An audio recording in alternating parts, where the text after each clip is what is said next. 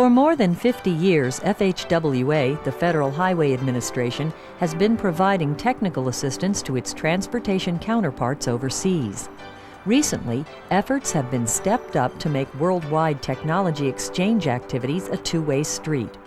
This new thrust toward global outreach is led by FHWA's Office of International Programs under a mandate by Congress to inform the domestic transportation community of innovations that could significantly improve highway transport in the United States.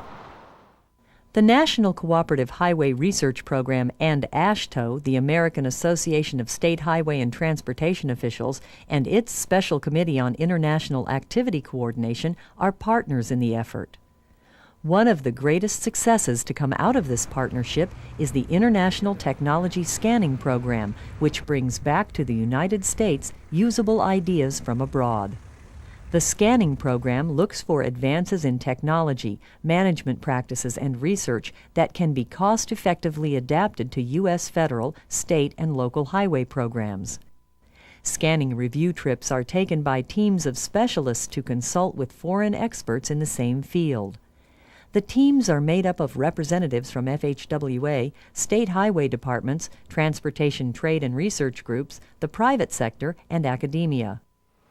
Instead of reinventing the wheel, the scanning program enables existing advanced technology to be put into practice more quickly and makes more efficient use of research funds.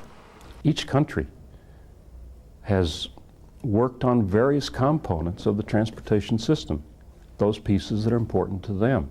And as they've focused on those, I believe that they have found, in many cases, better ways to do some things.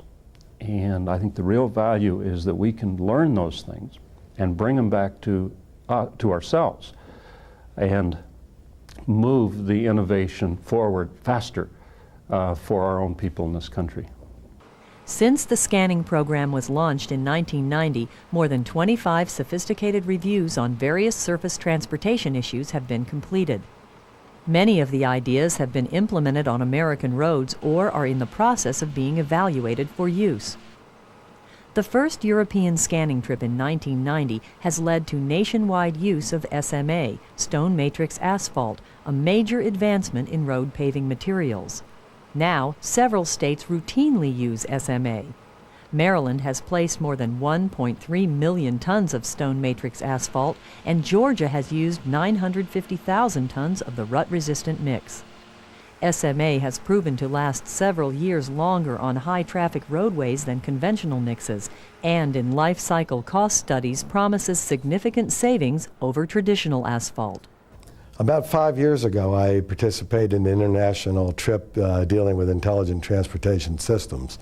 And we visited a number of European countries and saw some really phenomenal things they were doing. And we took along people from various states within my region of the country. And I find that much of what we saw is actually in place today. And that's really proof that this technique really does work. A company in California participated in a scanning trip to Europe and Japan to investigate the use of composites in bridging. Exis Technologies uses composites for the repair and retrofit of bridges and other structures. The company brought back a technology from the scanning tour that saves time and therefore money on each job by speeding up the preparation process before a composite repair is made. By gaining information of state-of-the-art technology, it helps us improve our products.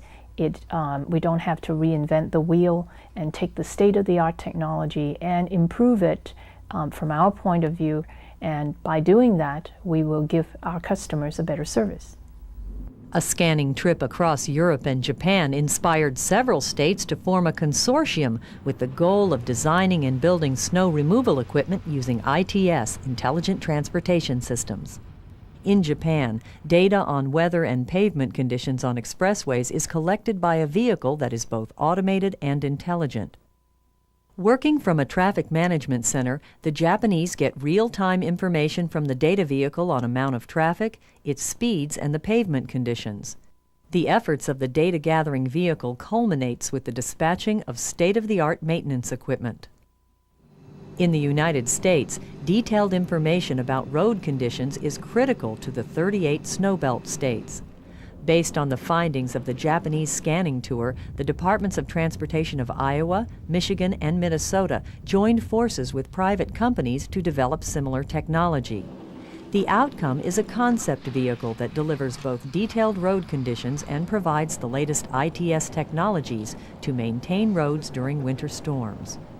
The Japanese scanning trip was taken in 1994, and just 3 years later, each consortium state had a new tandem axle truck equipped with snow and ice control equipment, an air and pavement surface temperature sensing device, a pavement friction measuring device, and a global positioning system receiver.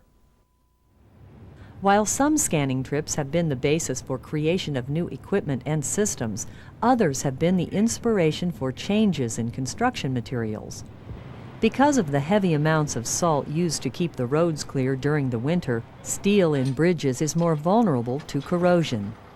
Based on the information obtained on a European bridge structure scanning review, the Minnesota DOT, along with the City of St. Paul, has modified 2 bridge projects.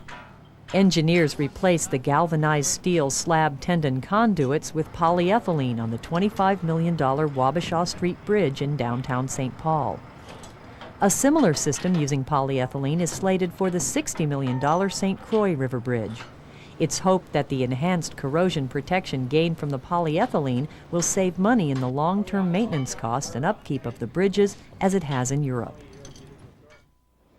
In addition to scanning tours, the Federal Highway Administration encourages participation in conferences and professional society meetings as resources for tapping international transportation expertise. Organizations such as the International Road Federation, ITS America, and the World Road Association hold expositions in which state-of-the-art global technologies are displayed. As ideas for transportation innovations are generated from conferences and from scanning tours, the challenge is to effectively transfer information out to states and local transportation agencies, which can put new practices into use. AASHTO's Special Committee on International Activity Coordination plays a key role in this information sharing objective. The committee's chief interest is international technology transfer, using its 26 members from several states to accomplish its goal. The subcommittees of AASHTO are all represented so that they can take it back to their committee and share it with all their counterparts, whether it's construction, maintenance, or ITS, or whatever the topic may be, that we'll get it back to those states. More communities will benefit as they have greater access to new ideas. The City of Phoenix participated in a 4-nation scanning trip covering pedestrian and bicycle facilities. As an outgrowth of that tour, Phoenix has adopted an aggressive program to add more bike facilities and make streets more bicycle and pedestrian friendly. All new major roadways in Phoenix will have on-street bike lanes, and all sidewalks will have a buffer between them and the auto traffic.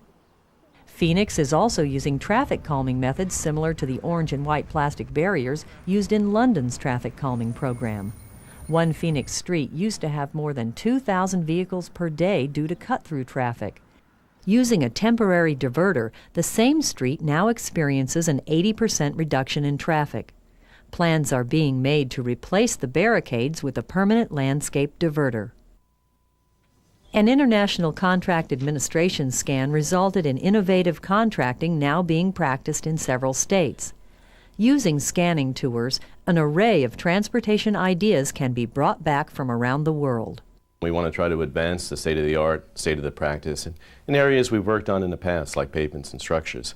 But more importantly, to open us up to areas that we've never had experience. And some of the institutional and policy changes that are taking place in countries worldwide really give us opportunities. Innovative contracting, private toll concessions are a couple of those examples where we're looking at it and about to get into it in the United States and getting into it in a little bit in a few states. But there's far more experience outside of the United States, and that's where we can learn. Disseminating ideas like these is the goal of AASHTO's Special Committee on International Activity Coordination, which will use several methods to encourage wider use of new technologies. I think at least that it's going to be printed communications. I think it's going to be use of the internet and ways of getting information out in new ways there. I think it's going to be workshops, and we've had a number of those. The Federal Highway Administration, for example, has sponsored workshops in SMA and in the concrete techniques that we learned overseas. And various kinds of things will have to be used. But we need to ask each committee, the bridge committee, the pavement people, the maintenance people, what will work best for you? With 4 million miles of roads and 550,000 bridges across the United States, there is a need to remain technologically and economically competitive. International technology transfer is helping to achieve this objective.